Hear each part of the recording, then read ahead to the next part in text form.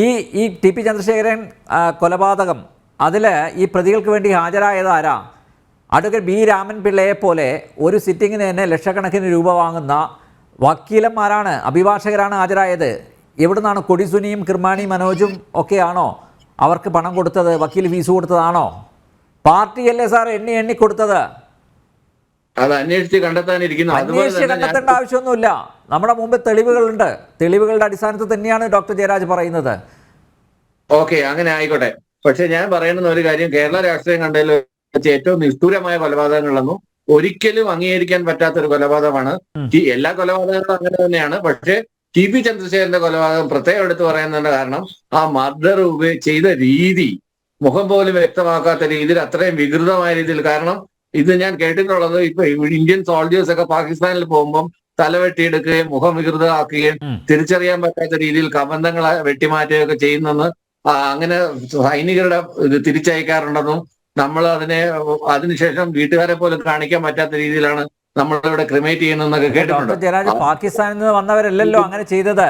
51 വെട്ടി കൊന്നത് പാകിസ്ഥാനിൽ നിന്ന് വന്നവരല്ലല്ലോ, നിങ്ങളുടെ പാർട്ടിയുടെ ആളുകളല്ലേ. അവർക്ക് വീരപരിവേഷം ഇപ്പോഴും കൊടുക്കുന്നത് ആരാ? അവരുടെ കൂടെ നിന്ന് ഫോട്ടോ എടുക്കുന്നത്. അതിലൊരു ഒരു കൊലയാളിയുടെ കല്യാണത്തിന് പിന്നെ ആരാ പോയി നിന്നത്? നമ്മുടെ ഇന്നത്തെ സ്പീക്കർ ഷംസീർ, കോടിയേരി ബാലകൃഷ്ണന്റെ മകൻ ബിനീഷ്, ഇവരെല്ലാം ആണല്ലോ പൂർണ്ണമായിട്ടും അവർക്ക് പിന്തുണ കൊടുക്കുന്നത്. ഇപ്പോഴും അവർക്ക് പിന്തുണ കൊടുക്കുന്നുണ്ടോ എന്നുള്ളതുള്ള കാര്യം എനിക്ക് അതിന്റെ വാസ്തവം എന്തായാലും അറിയില്ല, അറിയാത്തൊരു കാര്യത്തിനെ കുറിച്ച്. പക്ഷെ എനിക്ക് ഒരു കാര്യം മാത്രം അറിയാം, ഇത് വളരെ നിഷ്ഠൂരമായിട്ടുള്ള ഒരു കൊലപാതകമാണ്, ഒരിക്കലും ചെയ്തുകൂടാൻ പാടില്ലാത്തതാണ്. അത് എല്ലാ കൊലപാതകങ്ങളും അങ്ങനെ തന്നെയാണെങ്കിലും. അല്ല, അങ്ങനെയാണെങ്കിൽ ബോംബ് രാഷ്ട്രീയത്തെ തള്ളിപ്പറയുകയല്ലേ വേണ്ടത്? ബോംബ് നിർമ്മാണത്തിനിടെ കൊല്ലപ്പെട്ടവർക്ക് സ്മാരകം പണിയുക വഴി നൽകുന്ന മെസ്സേജ് എന്താണ്? സന്ദേശം എന്താണ്?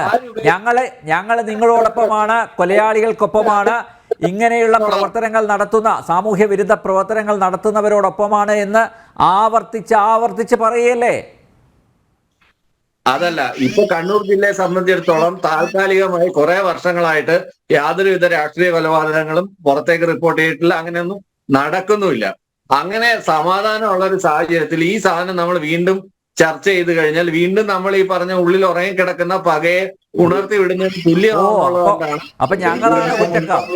ഇതൊന്നും ചർച്ച ചെയ്യാൻ പാടില്ല, ഇതൊക്കെ തമസ്കരിക്കണം എന്നായിരിക്കും സഖാവ് ജയരാജ് പറഞ്ഞു വെക്കുന്നത്. നല്ല കാര്യം. വേണ്ടിയിട്ടായിരിക്കണം, ഇത് നിർത്താൻ വേണ്ടിയിട്ടായിരിക്കണം, അല്ലാതെ ഒരാളെ അക്യൂസ് ചെയ്യാനോ ഒരു പാർട്ടിയെ ചെറ്റെ പറ്റിക്കാനോ വേണ്ടി. അത് അവസാനിപ്പിക്കണമെങ്കിൽ ആര് മുൻകൈ എടുക്കണം? കേരളം ഭരിക്കുന്ന മുന്നണിക്ക് നേതൃത്വം നൽകുന്ന പാർട്ടിയല്ലേ മുൻകൈ എടുക്കേണ്ടത്?